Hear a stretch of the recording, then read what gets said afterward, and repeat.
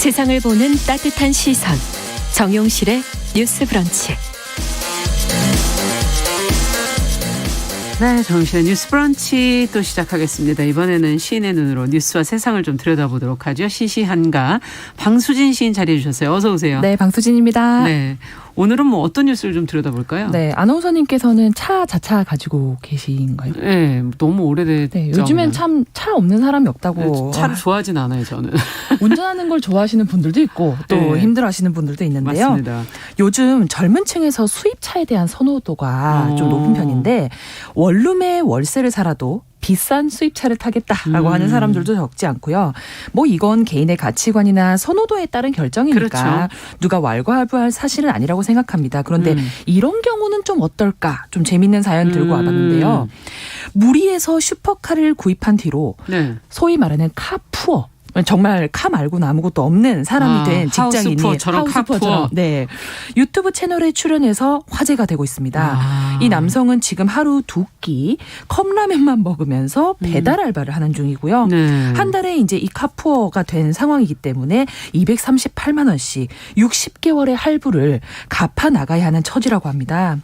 60개월이면 어떻게 되는 거죠? 굉장히 오래 한 5년 가까이를 네, 그래야 될 계속 텐데. 갚아 나가야 되는 실정인데요.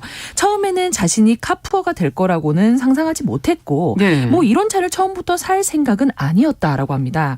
3천만 원대 정도의 국산 준중형 스포츠카를 사러 갔는데 예. 그 가격이면 한 단계 더 고급인 같은 브랜드의 중형차가 더 나아 보였고 그 차에 풀 옵션을 하면 4천만 원대니까 그보다 더 고급인 대형 세단도 탈 수 있겠네? 이렇게 생각이 든 거죠. 아유, 이렇게 하다 보면 계속 올라가는 거죠. 한정부지 없이 올라가는데 예. 그러다 보니까 독일의 고급 비브랜드 차도 중고로 사면 그 차와 가격이 비슷할 것 같다는 생각이 든 거죠. 그러던 중에 P 브랜드의 슈퍼카를 발견했는데 그게 너무 예뻐 보였어요. 그러다 자동차 판매원이 B 브랜드 차 사서 얼마를 내냐, P 브랜드 차를 사서 200만 원, 뭐 좀 100만 원 더 내나, 뭐 술 한 번 안 먹으면 되는 거 아니겠느냐. 라고 얘기를 해서 그 말에 홀딱 이제 설득이 당한 거죠. 예. 요즘 말로 질러버리게 된 건데 본인은 원래 라면도 좋아하고 어차피 금주도 하려고 했으니까 이참에 소비를 줄이면 되겠다라는 생각에 뭐 커피도 끊고 소위 말하는 이제 카푸어를 감행하게 된 거죠. 그렇군요. 보통 뭐 이런 경우가 있으면 왜 그렇게 하느냐라고 주변에서 쓴소리하게 되는데 오히려 본인은 아니다, 카푸어가 하니까 나는 돈이 없어서 이제 아무것도 할 수가 없다. 유혹을 좀 못 참는 사람들은 카푸어를 해서 유혹을 다 끊어버릴 수 있다. 오히려 이게 예방주사다. 이런 식의 조금은 황당한 그런 주장을 펼치고 있는데 그래서 댓글에도 이게 조작이 아니냐, 이게 실제로 있을 수 있는 사연이냐, 실제냐 이런 반응도 많고요. 그러네요. 물론 과장된 사연일 수도 있겠지만 우리가 살아가면서 하는 그런 무모한 선택 그리고 그 대가를 치르는 일에 대해서 참 경종을 울리는 사연이 아닐까 싶어서 오늘 소개해드려봤습니다. 네. 뭔가를 정말 간절히 원해서 다른 거를 안 하는 그런 뭐 절제하고 이런 분들이 있어요, 있기는. 근데 이 경우는 시작이 원래 그거를 하려고 한 것도 아니었고 조금 그거보다 만만한 거를, 편안한 걸 하려고 했다가 어찌 보면 좀 지른 거 아니에요? 맞습니다.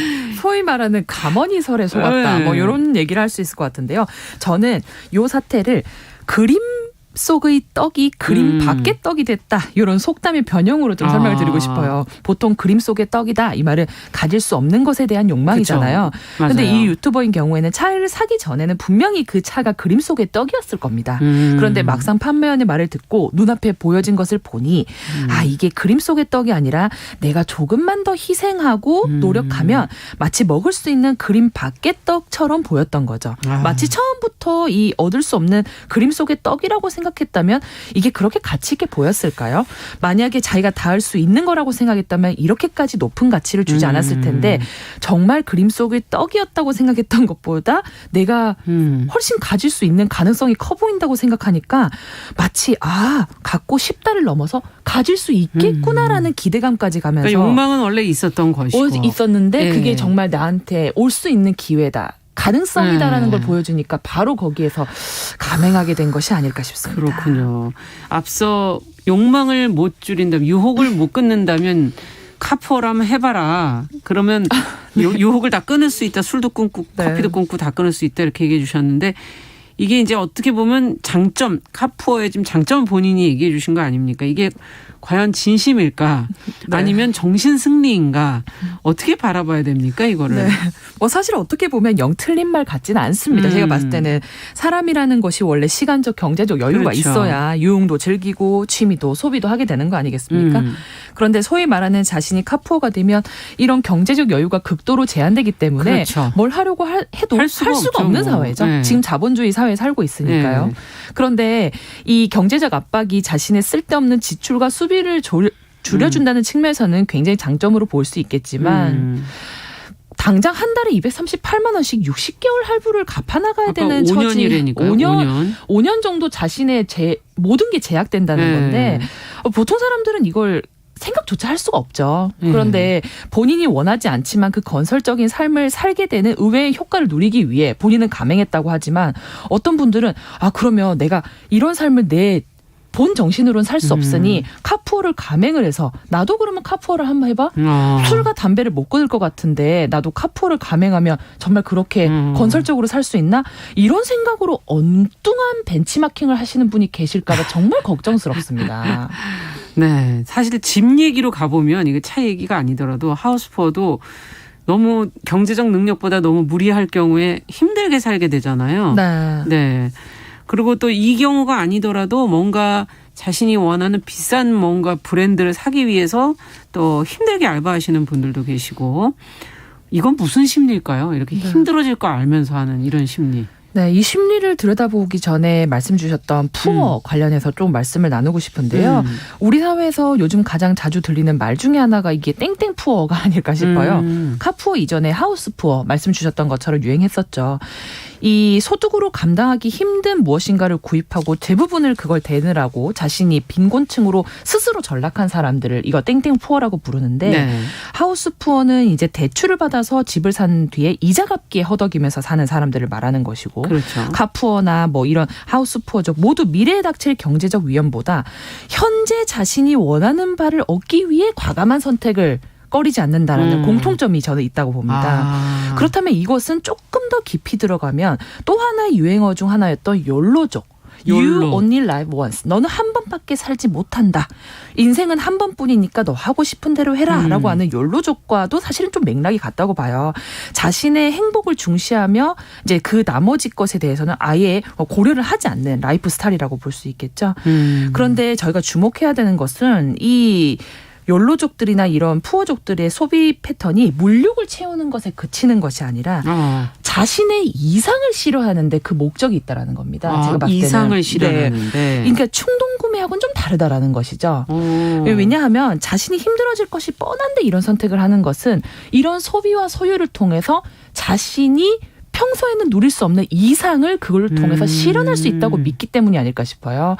요즘 세대들이 3포 세대, M포 세대 이런 말을 할 정도로 그렇죠. 굉장히 포기를 많이 하는 세대인데 그런 사회 속에 그나마 자신의 이상을 실현할 수 있는 게 단 한 가지라도. 요 한 가지 기회, 요게 소비라고 생각하기 때문에 이들은 정말 요즘에 20, 30대 재산 격차에 대한 뉴스가 굉장히 보도가 많이 너무 돼서 많이 나오죠. 저도 보면서 정말 허탈감을 많이 느꼈거든요. 이런 거에서 조금이라도 벗어나기 위한 행위가 이들의 이런 푸어적인 소비가 아니겠는가 네. 이런 생각도 해봅니다. 여기 지금 막 의견들을 주시는데 김용기님께서는 생산 해봐서 아시는데 생산지에 대한 연끌보다는 는 후회 없는데 소비재 연끌은 좀 후회가 남는다 이런 의견을 주시기도 했고요.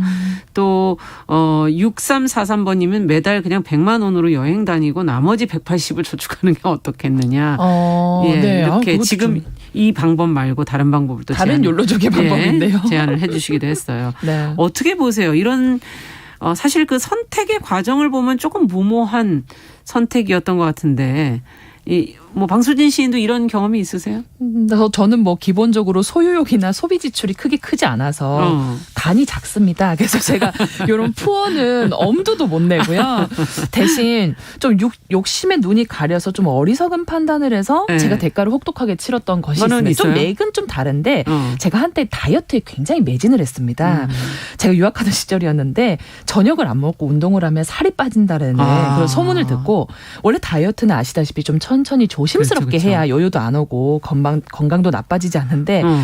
얼른 빠른 시간 안에 그 아름다운 하겠다. 몸매를 갖고 싶다는 조급증으로 정말 저녁을 먹지 않고 하루에 2-3시간씩 신들린 듯이 운동을 했습니다. 아. 영양은 아예 이제 제껴두고 오로지 키로수 감량에만 목을 맸었는데 그랬더니 살은 정말 빠지더라고요. 그런데 뭐 나중에는 영양 실조가 걸려서 제 온몸의 관절이 다 아프기 시작한 겁니다. 어머나. 이 이유를 알 수 없는 관절 아픔이 있어서 제가 유학도 지속을 못하고 도중에 들어왔어요, 한국에. 들어와서 막 진료를 받았는데 결론적으로는 영양 실조다. 그래서 운동이든 다이어트든 뭐든 절대 이제 눈앞에 무엇인가에 혹해서 급하게 결과를 보려고 하면 이런 대가를 치르는구나. 다음부터는 항상 운동을 해도 조금 덜 힘들게, 네, 모질하게, 무리하지 않게 이렇게 살게 마음을 먹었습니다. 이런 경험이 있어야지 또 바뀌어요. 네. 오늘 그럼 어떤 시를 같이 읽어볼까요? 네, 오늘은 허형만 시인의 겨울 들판을 거닐며라는 시를 골라봤는데요. 먼저 일부 양독해드리고 조금 더 말씀 나눠보도록 하겠습니다.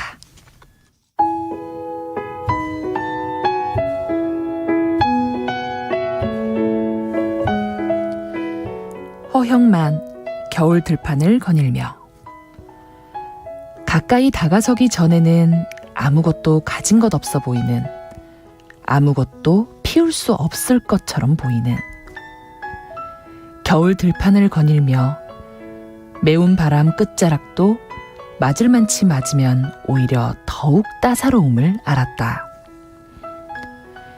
겨울 들판을 거닐며 겨울 들판이나 사람이나 가까이 다가서지도 않으면서 아무것도 가진 것 없을 거라고, 아무것도 키울 수 없을 거라고 함부로 말하지 않기로 했다.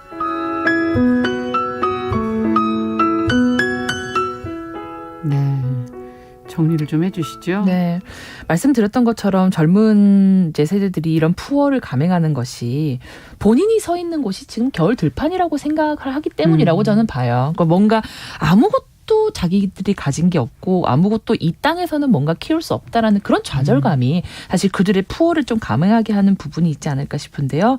그런데 이상 실현을 위해서 내가 이제 택한 것이 여우를 피하려다가 이제 호랑이를 만나는 것처럼 본인의 삶에 또 다른 호랑이가 돼서 죄어올지도 모르는 일이거든요.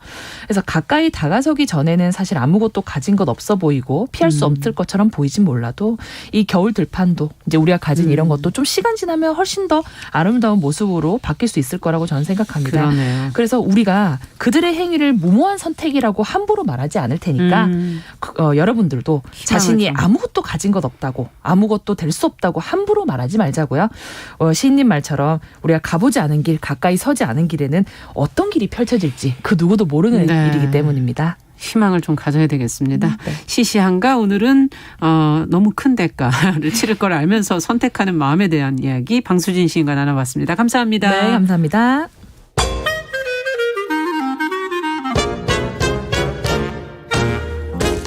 모두가 행복한 미래 정용실의 뉴스 브런치.